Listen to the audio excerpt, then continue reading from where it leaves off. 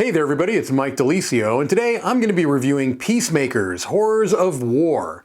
This game is a kind of a redo of an earlier cooperative game by the same publisher that was called Dawn of Peacemakers. And in both games, it's a cooperative game where you are trying to interfere in the plans of opposing armies, trying to keep them from fighting too much and get to the point where they lose motivation to fight anymore and they just walk their separate ways. Pretty big changes in this edition of the game, or this version of the game, I should say. So let's head over to the table. I'll show you how it works. Come back here and I'll let you know what I think. Peacemaker Horrors of War is a cooperative game where either one player or up to four cooperatively are going to be trying to lower the motivation, which is tracked right here, for each of the armies that are available or that are active in that particular scenario till they get to the green areas, where it means that they both have gotten to the point where they really don't want to fight anymore and they just kind of walk away. You're not trying to decimate one where they completely surrender, because that would be a loss. You're just trying to get them both so that they get to the point where they just don't want to fight anymore. They're over it. They're tired of it. That type of a thing. All right? So a cooperative game, you're trying to get each of the armies to kind of just be on their way, not fight anymore. It's a scenario-based game. It's not a campaign. You can play any of these scenarios in any order you want. There are 6 in the game, and they are all replayable. They also all have some challenges that you can add to them. So maybe you've played them and you want to up the challenge a little bit. You can incorporate these different challenges, which add quite a bit of difficulty to them and show you how you do them. Now, I chose this first scenario because it's a very simple one, and also what's nice about it is that it kind of has pre-printed, since most people would be playing this first, in these purple boxes, some little reminders. It's going to be things like the different types of spots might have some different effects, like this forest spot has stealth, which means that you can't use a ranged attack. You have to be adjacent to attack them. You have some spots that are water, which means that you cannot put any fortification pieces on the water. You have to put those on a land space. Things along those lines, spots that have defense built in, okay? So this first kind of scenario puts those things out there to remind you. It also is going to tell you which armies are fighting each other. In this case, you've got the macaws and the ocelots, and which of the units within those armies are going to be in play for this particular scenario. It tells you where they begin on the map, what type of base they have, because there are different bases that are going to be attached to these that are going to kind of trigger off at different times. The cards, here are the army cards. They're going to kind of tell you how the armies act and which of the units within those armies are going to be acting that particular turn. The players are going to be utilizing these cards here, these resource cards, and you start with 4 of them. In a one-player game, you're going to have all of the cards. Otherwise, you're going to divide them as evenly as possible. In a 3-player game, the players just decide which player gets 2. But these cards are kind of, can be used in a number of different ways. You can use them for the icons along the side of the card to do some basic actions, or you can use what the card says, just do what it says and discard the card. Some of these cards are going to have some adjustments based upon particular characters that are in play. So this emergency care card, for example, if you played it for its ability, says to remove up to 2 damage, or if you're using it with this character, you can remove up to 4 damage from a nearby unit. Nearby just means that you're in the same hex as them. Right now, this adventurer is not nearby to any unit because it's not sharing a space, but here it would be nearby with this unit, and you could then play something that says that it's nearby. So the basic actions that you're going to be able to do, you're going to be able to survey a nearby army, which basically means if you're in the same spot as an army, you can choose one of the 2 cards for that army, flip it face up, and get an idea of what they're going to be doing in this case. So let's say that they had been near to a macaw army, they did a survey, and they saw, oh, all of the circle units within the macaw army are going to be attacking, all right? And it gives you a little hint on what their kind of initiative speed is going to be as well, okay? So surveying is getting a little bit of a sneak peek on what the armies are going to do on their turn. The boots are simply movement points. You can move an adjacent hex as many as you have boots there. Some of these symbols are going to have a little card draw icon along with it. So if you played this one, you can move one space and then draw a card. All right. This is a fortification symbol. This is how you're able to put out these fortification tokens. Basically, they work as shields. So if you're going to attack a spot with a fortification token, these would be removed first before any actual damage would go to the character. And then you've got a symbol that allows you to trade this card with any of the other armies, which is going to be more applicable in a multiplayer cooperative game. All right. Otherwise, as I said, you can play the card to do what it says. So you would play as many of these cards as you want, take as many actions as you want or can, and at the end of your adventurer's turn, you'll draw 4 more cards. So maybe you only use 2 of these cards, you'd draw 4, and you'd keep the 2 that you had before. So you're going to be doing these things, going around, placing tokens, maybe causing units to move in or out of range. Because again, what you're trying to do is manipulate the battlefield in such a way that both of these armies lose motivation and get to the point where they are in this green. You don't necessarily want the units to be destroyed, because although losing a unit is going to lower their motivation, it's also going to place them on this track, which is going to be a horror, because losing anybody in war is a horror. Anytime that a unit gets placed here, one of these horror cards gets drawn from the horror deck and gets added to the top of the resource deck, so you will certainly be encountering it. And these are going to be things that you don't necessarily want to have happen, okay? It's going to tell you, hey, you're frightened, and now when you thought you were nearby an army and were going to do something, now you're not. You're going to roll the die and you're going to move 2 spaces in a particular direction. And that can really kind of hinder your plan. So these horror cards are, generally speaking, not something that you want to have in your deck. All right? After the adventurers have taken their turn, then the armies are going to take their turns. They're going to flip over both of the cards in their decks, unless they've already been flipped over because of a survey or some other card action. And then you're going to check the speed, the kind of initiative, and you're going to do that by adding the 2 cards together. So the macaws here are going to be doing a swift strike, and they have a speed of 7. You add the 6 and the 1. Now you see that 0.3, that really only comes into place if there's a tie, okay? And so it's also going to tell you some different elements of the card. So it's saying if this order has the highest speed, then you add 1 motivation to it. If it has the lowest, then you lose 1. And then each circle-based unit of the macaw's attacks, which will only be this one in this case. Well, we don't know yet what the speed is, so we don't know how to adjust this motivation, because we could look over here and the ocelots are doing a surprise strike. And what this means is that I'm going to be rolling a die, and their speed is going to be whatever's on the die. We ignore that number. And then, depending upon what the speed is, either the ocelots are going to go first or the macaws are going to go first. Let me go ahead and roll this. So it would be a speed of 3, okay? So in this case, the macaws would go first. They would have the highest speed, so they would actually add 1 to their motivation. They would attack, and then in this case, the ocelots would also attack. But there are a number of different things that they might do. They might strike, they might advance, they may take cover, things along those lines, all right?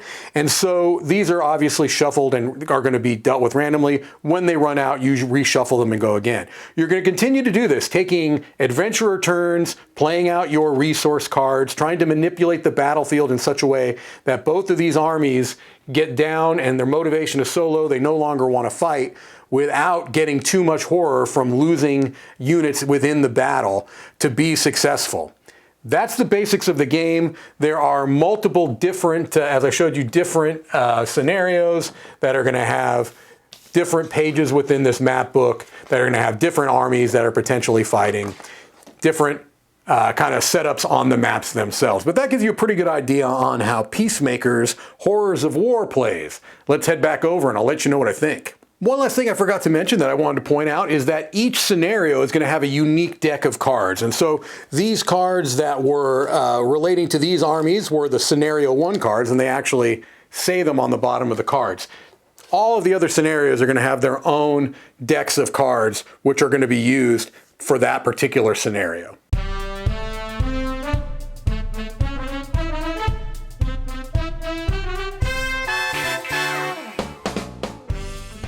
All right, so that should give you a pretty good idea on the basics of Peacemakers, Horrors of War. As I said, when you play different scenarios, you're going to have a different deck of cards. You're going to have different map pages. Different things are going to happen that are going to kind of change up the experience, but the core will be the same, where you are playing those multi-use cards to try to keep both armies, or however many armies, from just giving up, walking away from the battle, and living on to fight another day. If you want to know more about how the original game, Dawn of Peacemakers, played, I will link to a very much older video that I did that does have an overview of it, so you can kind of see how that played, and you can compare that to this. There are some significant differences between the two games, and so I figured we'd start with that. First up is that instead of a fixed board like you had in Dawn of Peacemakers, here you've got the map book, the two-sided map book. And that's a huge, huge improvement, because in the original you were having to get particular types of hex tiles and set up the map as it showed. And it was quite a bit of time, and it was a bit fiddly having to go through all that. Here, it's pre-printed on those pages, and it really makes the setup and teardown for this game from something that was a negative in the original game to a huge positive in this game. The setup and teardown is a breeze. It really, I don't know how it can be done much more efficiently, much more quickly. And so that's a huge bonus there. And so that's one big difference between the two games, is that this now has that map book instead of a fixed board. Also, you're not playing through a campaign in this edition of the game, and I prefer that. I've kind of gone on the record in recent videos where I've talked about that it gets a little bit tiring sometimes to have another game that has a campaign, and you feel this kind of obligation that, okay, I've got to play through this whole campaign, and what are the likelihoods of me doing that, and can I get the same group, or even if I'm playing it solo, am I going to really devote the time to play through all of these? So this is one where it's scenario based, and you can play through them in any order you want. There is a small bit of narrative, right? So there's some background and lore that's there if you want it, but it's not something where you have to play through a linear campaign to feel like you're getting the full experience for the game. No, you can pick any one of those scenarios you want. They show different difficulties. You may find some that you like more than others, and they are replayable because things are going to change based upon the order of the cards that come out and things along those lines. Any horror cards you might have to deal with, and you could add challenges that are also going to kind of change the experience a little bit. So that's a bonus as well. I like the fact that it is scenarios and you're not playing an overarching campaign. And so the changes that have been made between the two games, I feel like, are for the better. And it was a game that I already liked, because the elements of the game that I really particularly enjoyed before are still there. And what I'm talking about is the theme, primarily. I feel like this game has a very unique theme. A cooperative game that is, at least thematically, a war game where you have warring factions that are trying to completely decimate each other, but your job as the players is to muddle with those plans and get them to the point where they get frustrated that their plans are not working, and they're getting ill on the battlefield, and the things are moving. They're getting moved to different areas, and they're getting conflicting plans and things along those lines, and they just lose their motivation to keep fighting, and they just walk away.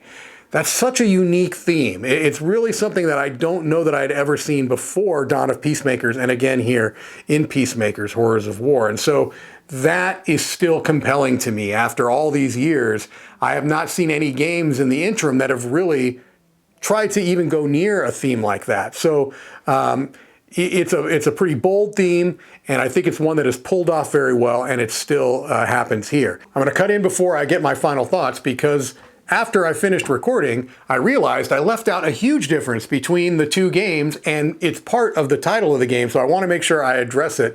And that is the idea of having a horror deck.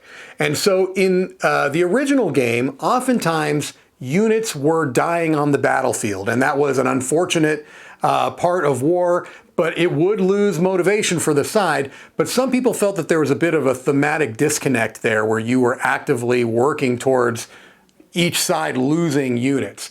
And so what Dawn of Peacemakers did is it added a mechanism known as the horror deck. And so every time a unit is lost, yes, that side, thematically it makes sense. They're going to lose motivation when one of their units goes down, but also it's adding to the horror, right? You're seeing the outcomes of war. And so you add a card from this horror deck into the main resource deck. And so it kind of reinforces this thematic idea that you are really, your ultimate goal is for peace. And you can be successful. You can lower the motivations without losing the units. It's not necessarily the easiest way to do it, but you can do it. And so I really think that's a clever mechanical and thematically linked aspect of this game that really adds something special to it. So I did want to make sure I got that in there. Sorry for the rough cut. And also, I do like just how there's the simplicity of the order, okay? So you've got the adventurer's turn, which is going to be the player or players that are cooperating together, playing cards to try to achieve different things. Either they're going to spend the card to take an action, one of the basic actions like moving or fortifying a region, things along those lines, or to do what the card says, an oftentimes situationally very powerful action that it can do, that can influence those armies to do the things that you want them to do. And so that is still there. And it's so simple, right? It's such a simple system. You just are going to play these cards, do its thing. And then crucially, when the armies are doing their thing, it's also very simple. And so one of the things that I've said in solo games specifically, but it would also apply here in a cooperative game where you still have kind of AI movement happening, is that you should not be spending more time on the AI's turn than you are on your turn as the player or players. And that is the case here. You're flipping over each card on the associated armies decks, and sometimes there'll be more, but just using that first scenario as an example, you're flipping over the top cards of both of the armies, you're checking for the speed, which army's going to act first, and then what are they going to do? Just follow what it says on the cards. Sure, there are some rules as far as like who you're going to be targeting, but they're dead simple. They really eliminate blind spots or ambiguities as much as possible. So it really simplifies it. And all of this in a rule book that is very, very slim, right? Most of what you're doing is very intuitive, and a lot of it's on the cards. And it's because it's based on a very simple mechanical system that just works. And so I really appreciate that. And it's something that was in the first game, but I think it's even more streamlined here. The rules specifically are quite a bit simpler here than they were in Dawn of Peacemakers, and you're getting at least as good, probably actually better, of a gameplay experience. And so that's a really impressive thing to pull off. When a game iterates upon itself, oftentimes it becomes more complicated. In this situation, it became less complex, but still keeping the same satisfying gameplay that there was in Dawn of Peacemakers. So in this edition of the game, simpler, just as satisfying. The components are terrific. That's another change. In Dawn of Peacemakers, they had minis, which were very nice. But I don't think you're losing anything by going to the screen-printed wooden custom meeples, which are great. Those bases are some of the best removable bases I've ever seen because they are snug. They're going to fit on there very well, but they're not going to lose their fitability of, I made up that word, over time, right? They're going to continue to slot in and slot out, and you're not going to have to worry about them falling off, and you're not having to cram them in there. They're just right, and it's a very, very impressive component in this game. The cards are of very good quality. The art, as always, is stellar. Just gorgeous, gorgeous art. And so all of that's putting together a very impressive package. And so I'm going to be giving Peacemakers Horrors of War a 9 out of 10, an outstanding rating, a seal of excellence. A game that I already really enjoyed that is now even better while being simpler, less fiddly, quicker to set up and tear down. Win-win-win, in my opinion. There you go. That is Peacemakers Horrors of War. Until next time, this is Mike DiLisio signing off.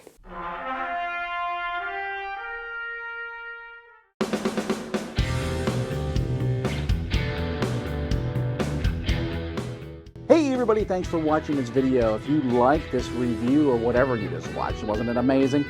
Check out our channel, Dice Tower. We have all kinds of things. We review games, we do top 10s, we play games live. It's all about board games, but especially the people who play them. Check out Dice Tower YouTube channel.